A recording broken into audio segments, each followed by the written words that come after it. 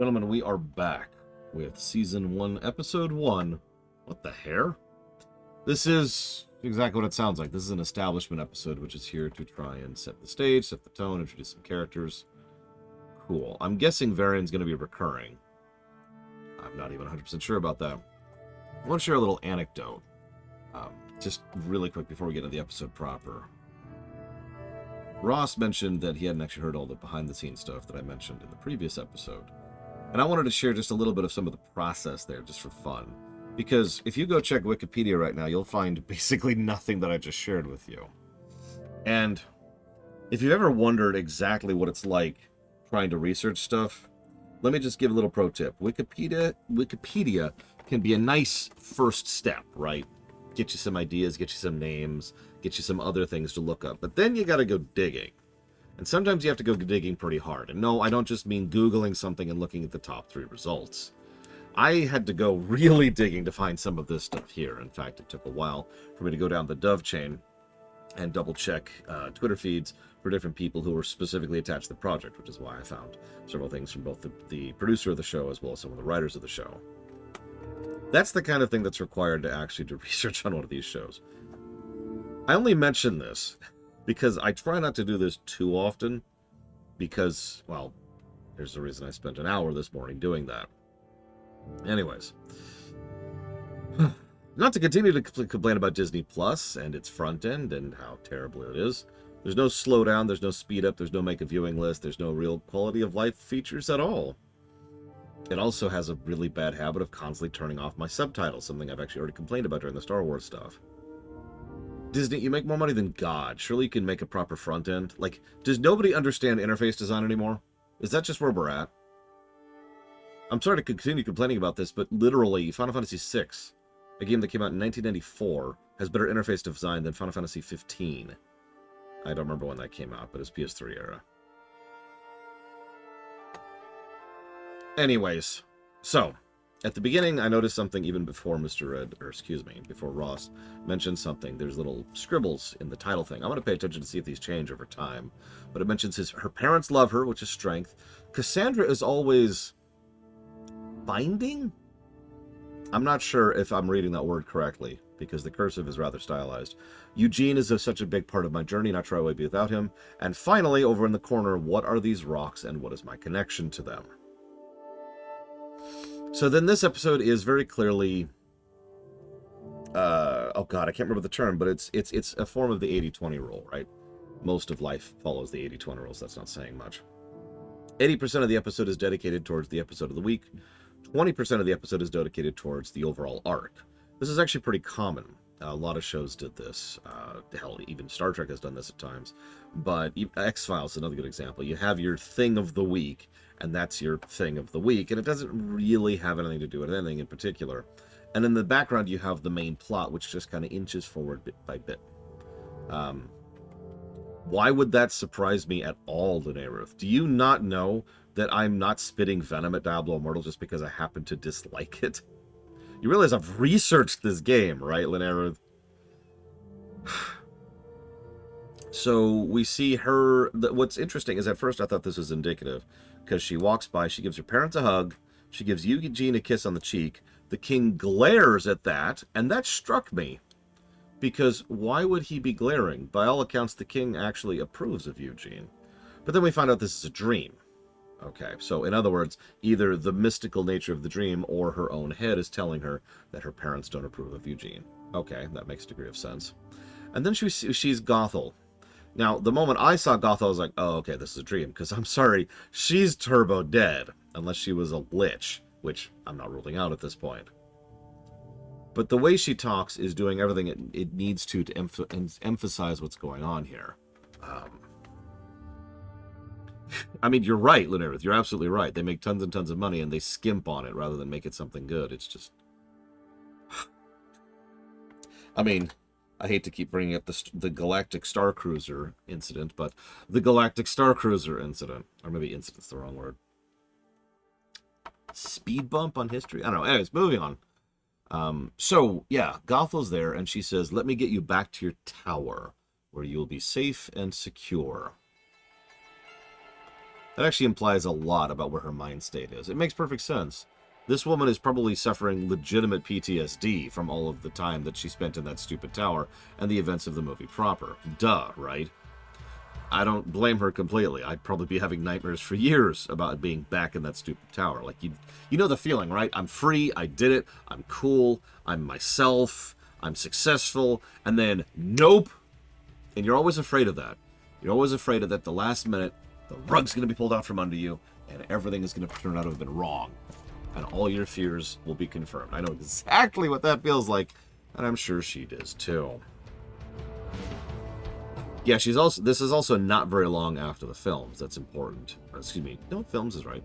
That's important to keep in mind as well. And her hair was actually floating in the air, so the magic's getting a little bit more overt. I mean, she always had healing magic, so that's whatever. And healing shampoo. Anyways, so then we see the king... oh, no, sorry. Next thing. So then we see their breakfast. Eggs, bacon, toast, and orange slices. These people are rich. Cassandra's still freaking out about being sent to a convent, which is a little bit more realistic than I was expecting for something like this. And Cassandra is still trying to distance Eugene and Rapunzel. And I wanted to write down a note here saying that this is more of my suspicion. Yeah, exactly, Bodypunk. This is more suspicion about Cassandra actually being evil.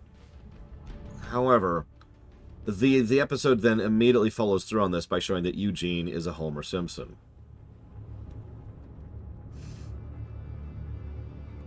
I didn't like this. It felt like backpedaling for the character, and it was just kind of, I don't know, awkward. I was not a fan of it. He's just kind of... He just can't keep his mouth shut, even in moments where it would make perfect sense for him to do so. Rather than using Homer as a parallel, let me actually use Pinkie Pie. Because when Pinkie Pie is written badly, she's actually demonstrably out of character. Like really out of character, to the point where it's aggravating. And we talked about this during our run of MLP. Rainbow Dash is actually another good example. When they write them out of character, it's just wrong. Now, I'm not saying this is out of character for Eugene. I don't know Eugene enough as a character to say that. But it gave me the exact same vibe, where the character is doing something because that's what the need is for the specific scene, usually for humor's sake, rather than actually following any kind of logic or consistency with either the character, the setting, or the plot. Instead, they're just bumbling because that's funny. And I don't find that particularly funny. So I was just not really super into that. There's a whole sequence which I'm just kind of skipping over here because it's just this. It's just this. You know, first we have the montage of him blabbing things in a way that can only be considered rude, which feels weird for someone like Eugene. And then we see him straight up give away Pete's secret on the spot, which is irritating. And then we go to the bar where there's just this whole thing. And yeah, the whole scenario feels extremely forced. And it didn't work for me. And then they go to meet the Grand Wizard, Varian. As a longtime Warcraft fan, that's going to take some getting used to. Anyways. So Varian shows up, and he's like, "Behold, I am infinite." The Grand Alchemist here. He lives in a non-maintained fort and or monastery, except actually, as we found out by the end of the episode, he's just working in there and he lives in the village. Why is this abandoned? Based on the shots toward the end of the episode, this is inside the walls. So, why is this large and defensible of a structure dilapidated to the point where it's actually falling apart? Now, this can be explained away by saying it's not falling apart. It's been damaged by Varian's experiments, but that doesn't answer the original question. Why is it abandoned? Why is there nobody here? There's some questions here and some world building, and I don't know if I have a writer factor here yet. Sorry. For those of you who don't know me, I keep having to remind myself to repeat myself for the people who don't actually know me or are new to the show or whatever. Writer factor is my term for how much trust you have in a given work. It's usually, I call it writer factors because it's usually down to the writers, but there's all kinds of things it can build into. In other words, is that little blot in the corner something that's on purpose in order to try and indicate something? Maybe it's a bit of spoiling, or not necessarily, maybe it's a bit of foreshadowing, maybe it's a hint, maybe it's like a character point or a setting building point, or maybe it's a good doodad, or is it just a screw up? I don't know what my writer factor is for this show yet. Yeah, exactly. I have no idea if I can trust any of this, so a lot of this is just me speculating completely in a vacuum. I could say a lot about the nature of the kingdom by the fact that they have a gigantic-ass wall that stretches out beyond one of the villages, and that wall itself has lots of unmaintained stuff both inside and out of it, which could say a lot about the relative prosperity of the kingdom itself and how much more insular it's gotten under the reign of the king during the loss of his daughter. I could speculate all of that, but I have no idea if any of that's intentional, or it's just because they wanted some kind of creepy, wizardy-looking place in order to have Varian in. I don't know.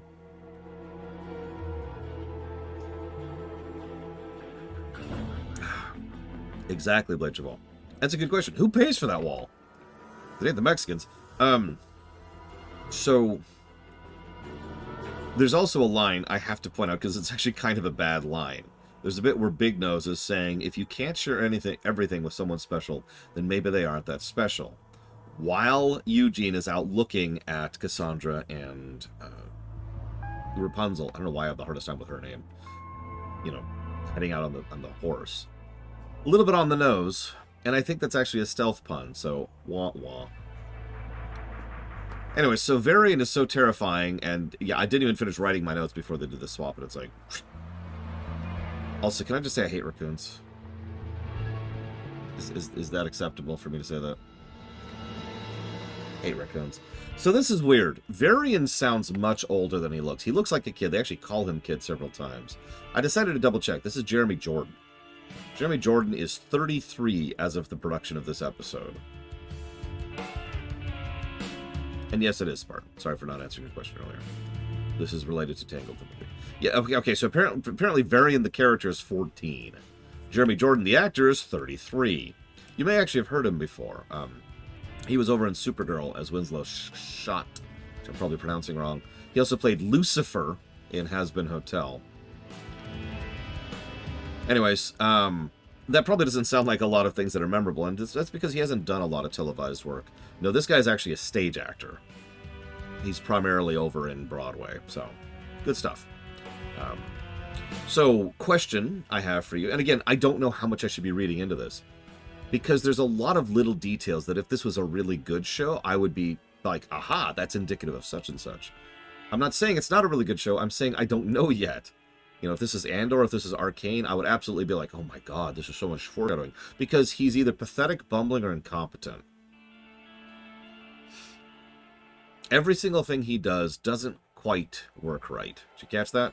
And there's a lot of quiet little signs about that early, even before like the whole thing blows up. There's a lot of little hints that he acts like he knows what he's doing and super doesn't. That he just does not actually know how to do his proper due diligence. In fact, one of the things I noticed most especially is that he tends to be a bit of a fire and forget alchemist. I can actually explain this in brief if need be. The idea here is that a true scientist is someone who has a theorem, has a theory, and then what do? Actually, real question. What do? You have a theory.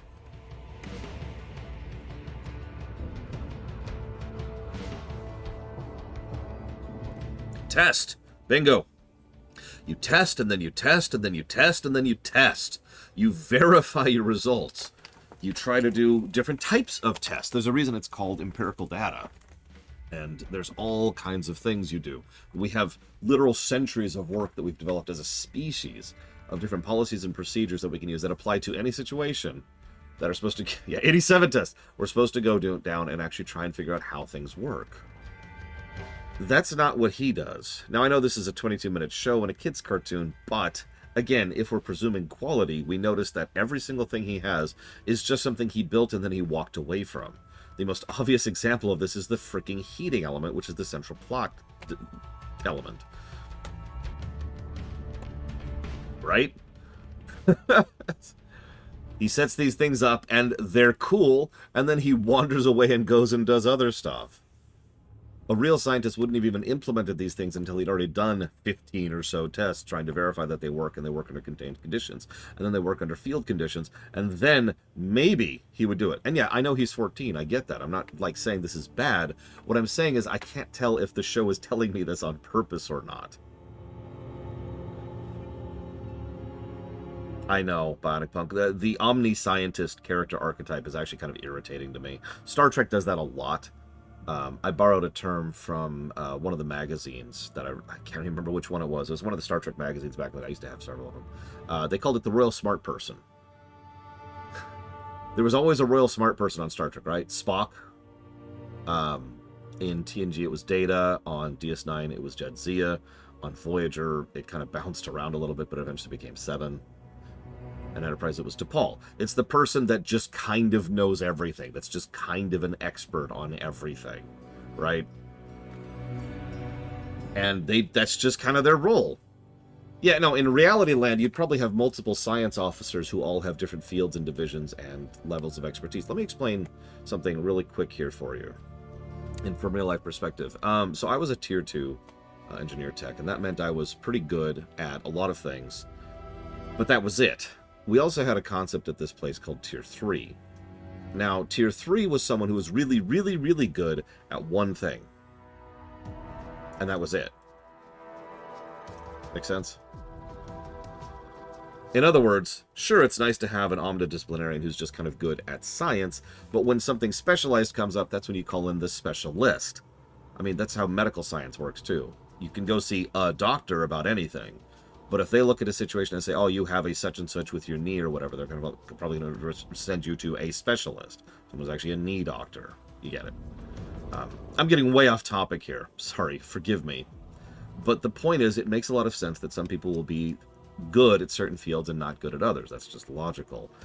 I wonder how they're going to go with Varian, because Varian just feels like he's trying very hard to be good at things and failing at all of them. Because, yeah, they're obviously kind of pushing the omnidisciplinarian scientist thing here.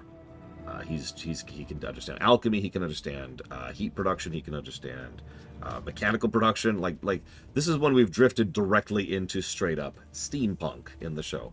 Not a complaint, by the way. I like steampunk, but it is interesting the shift there, which is funny because we're covering Arcane tomorrow. We also find out a couple of other things. So first of all, yeah, he even has the freaking goggles. We find out that the hair doesn't heal anymore.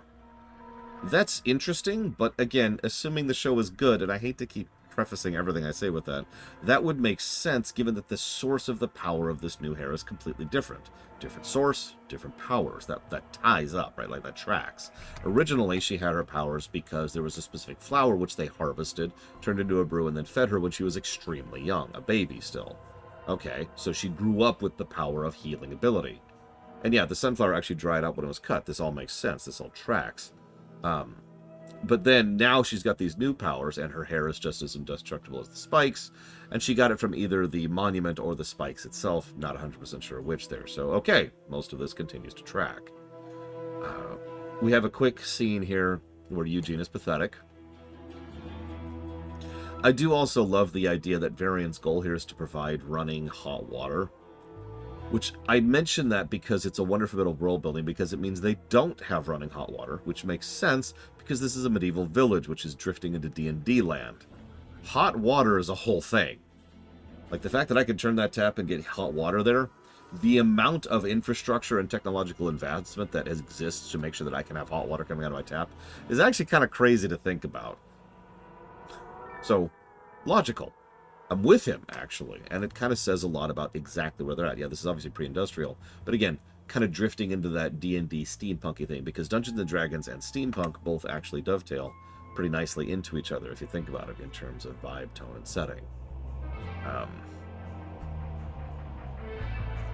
Yeah, no, I thought about that too, 040. Also true, Blade 12. That's a valid point. It also proves that Varian's goals here, his motives, are generally positive. He is not actually villainous, which is important as well. Where did he find the time and materials to build these things?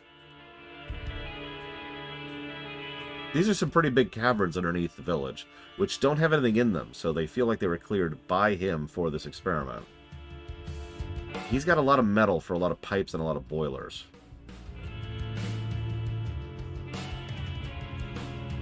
Probably never going to be answered. So naturally, Eugene can't even keep... yeah, he just built them off screen. Yeah. Eugene can't even keep a secret for more than a few minutes, which is interesting since there's arguably a good reason for this in this particular case. Oh yeah, by the way, I'm sorry to keep talking about the metal thing. He had screws, like actual bolt screws. Think about that for 5 seconds. So the results happen. Everything goes to hell. The results are destroyed. The wall, the building is destroyed, so that's cool. There goes that big, fancy, mostly still functional fortress inside their walls, so that's cool. The village is just shreked. Cool. And they're dead. The building falls over them, and they're all dead. Okay. Show over. A bit shorter than I was expecting, but that's okay. I knew we'd be racing through these pretty quickly. No, of course she was able to use her hair as a shield. Of course she was. In fact, I called that immediately. What I did not call was that she actually had a freaking shield, as in like an energy shield of her hair, turned into an actual sphere, which left indents on the terrain around her. Was not actually expecting that one, I'll be honest.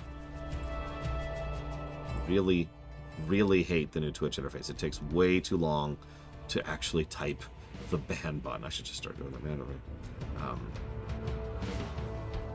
Okay, yeah, sure, I'm with it. And yeah, like using her shield, she has indestructible hair. There's actually a lot of functionality to that. Again, it's the freaking Sandevistan, isn't it? There's a lot you can do with that. I liked that too, Ross. I did like that little moment there before they all died, except for the hair. There's also a quiet scene. It's probably the best written scene in the episode. You know, I couldn't even catch his name. The dad shows up.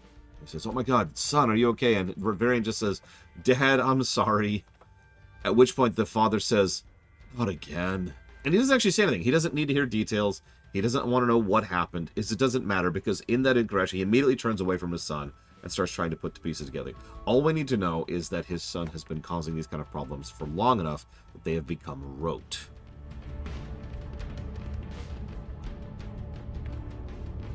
Yeah. And then there's the Aesop, which is no more secrets ever? That's not a good Aesop. I'm sorry to say it that way. Obviously, keeping secrets from someone very close to you is something that you should do very carefully and very precisely. But secrets aren't, like, universal, right? It's not like, if Mr. Red told me a deep, dark secret, I'm not going to tell that to my sister because it's none of her business. I trust my sister implicitly, but there's no reason to tell her. There's no reason to just kind of share that, because that's between Mr. Red and me. And depending on the specific nature of the secret, that's the kind of thing that needs to be locked between two people. I have secrets that I will probably keep to my grave because I don't even interact with those people anymore. And there's no reason that to share that with anybody, right? Those secrets remain under lock and key unless the situation and environment changes such that they should be opened up. Because sometimes you do have to reveal secrets. And yeah, you get it, Ross. Like, I get what they were going for on the Aesop, but they failed at it really hard. I'm sorry, it sounds like I'm coming down hard on this episode. I'm not, I swear. But this episode is total garbage, lamentation status. No, I'm joking, I'm joking. It's kind of a weird episode. Because the movie was pretty solid, and I enjoyed the movie. And this is not as good. This bumbles a lot. No, this is green. This is 100% green. It's not into blue territory. We haven't gotten that far down there yet. But, like, Eugene being weird and unpleasant, some weird disconnect between some of the characters, a lot of odd scenes that are just there for the kids, the Aesop thing, which just didn't work at all. It's just kind of a episode. I think part of the problem is they wanted this to be a standalone in addition to being a setup, because there is some establishment in this episode. And I feel like while that can be done, and Lord knows we've seen examples of that being done, I don't think they quite succeeded at that balancing point. It would probably been better if they had just had it be its own thing, or just make it work on establishment and actually stuck with a lane here. Instead, it's just kind of strange. For example, and I know this is going to sound strange, but get rid of the entirety of the boiler plot. Just eject it completely. I'm not joking. Make him talk about it. I want to provide. That's my goal. That's that. If you Eugene, can you keep a secret? Excuse me, Flynn, can you keep a secret? Yeah, I can keep a secret. Okay, what's the secret? Someday, I'm going to build boilers. Boilers? Yeah, I'm going to provide hot water for the village. I don't know, kid, that's pretty crazy. Yeah, but I'm going to do it someday. It's going to happen. Oh my god. And then, rather than the entire village being destroyed and mass devastation going everywhere, yes, Linarith, instead of mass devastation and all that, instead have it be like the machine that was working on her hair just falls apart. So it doesn't get any details from from the readings. There's no results because the machine didn't work to begin with. That provides the danger. Eugene goes to save her. I love you too. Hair shield. Okay, we're good. And you can see how we could just smooth over the existence of the threat of the week and eject it completely, and it would actually work a lot better. We then have the rest of the episode where she says, I wouldn't even have her reveal the secret between her and Cassandra. She says, look, that's between Cassandra and me. And I would have Eugene respect that. Say, okay, I'm going to leave that alone. That's you two. Because that's how secrets can and should work. And then, of course, we have, the walkway and, of course, the final shot. Shink, which the spike. Okay, cool. Smooth over a lot of things. How do I read Cass in this episode? I barely noticed she was in it, to be honest with you. The biggest presence Cass had was to demonstrate how stupid and incompetent Eugene was. So... And do I think Eugene is more caring and selfless in the episode compared to the movie? Worse. Worse character, 100%. He was more bumbling, he was more stupid, he was more irritating. He demonstrated a lack of caring and demonstrated a clear line of what is effectively selfishness. It was emotional selfishness, but it was selfishness nonetheless. Yeah, this might have been... I'm getting way off into the weeds here, but another thing they could have done here is they could have spun this out to make it so that this is an episode about Cassandra and Eugene and their connection rather than being not about them at all. Like, the only two characters that have any real connection here is Varian and Eugene. I don't know if I'd call it that bad. This is only the first episode later, but this is definitely not a good continuation. That would be my take on that. Which is definitely where I'm going to go with that in terms of giving a negative. I'm giving it a green. I'm giving it a green. It's just, it kind of flounders a bit. I don't know what else to add to that.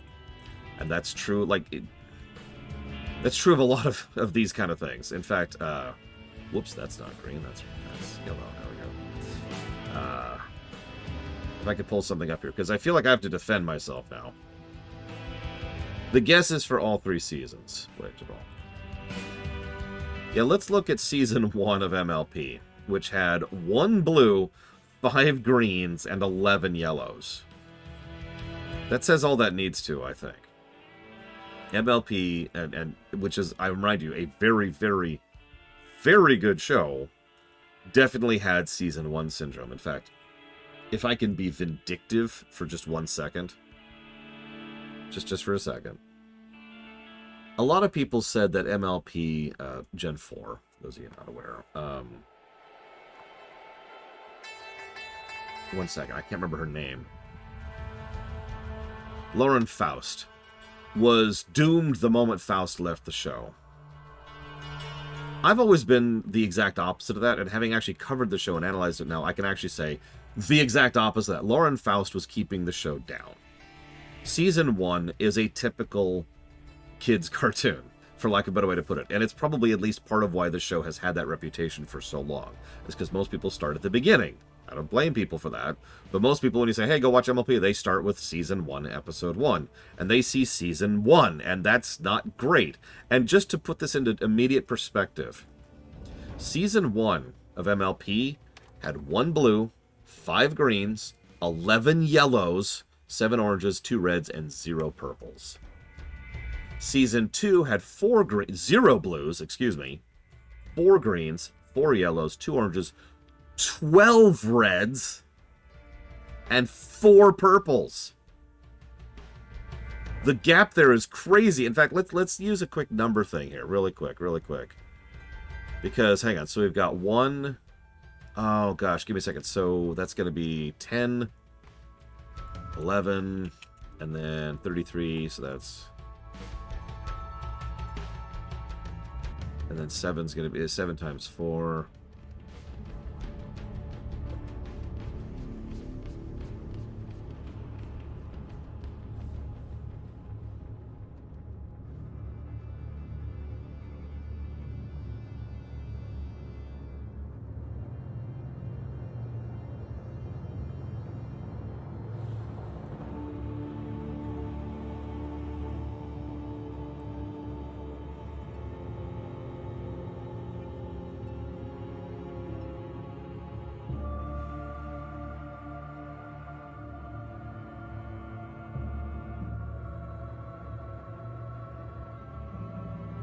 When did it mute?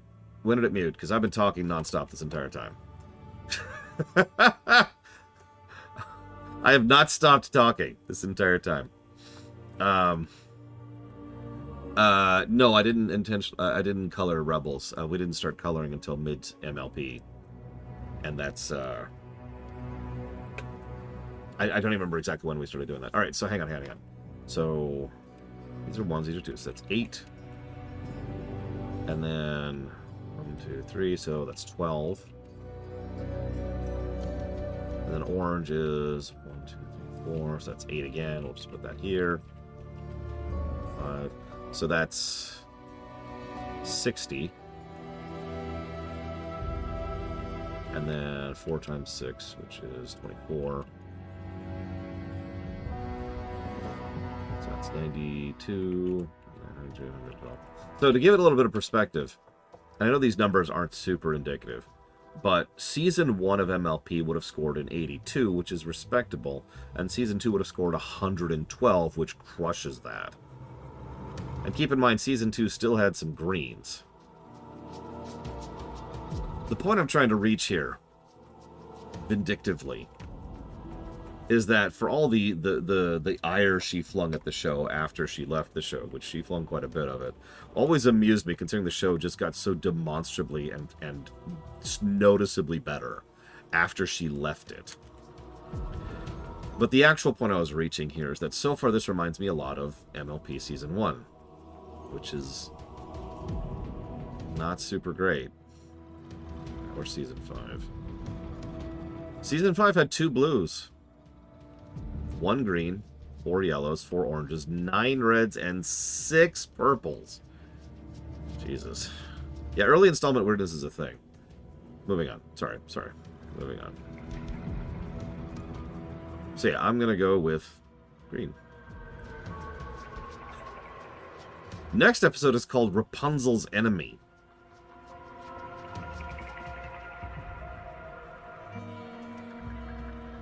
Actually, before we get into that, something I found out on accident, it's probably the closest thing to a spoiler I found when I was going to the behind-the-scenes thing, was that originally, if you look at the production order of the episodes, you'll notice that they do not line up with the release order. Now, that's normal. But a reason I mention that is because the specific rejiggering here is definitely very much deliberate.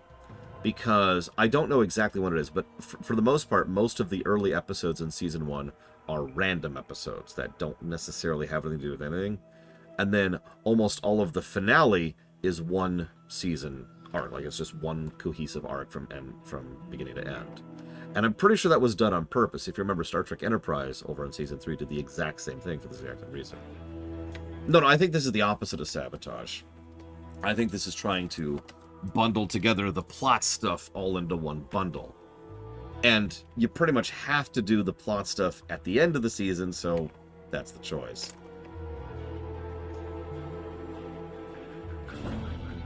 Listen, it's okay, Linearith, it's okay. For $5 a month, we have an anti-lag package, okay? It's all you gotta do is give us $5 a month, we'll smooth it over, and we'll actually, you know what, for an extra $2 a month, we'll give you one free little attempt. Like you'll get up one time after death. If you want to, it's only $2 a month. Premium package. Anyways.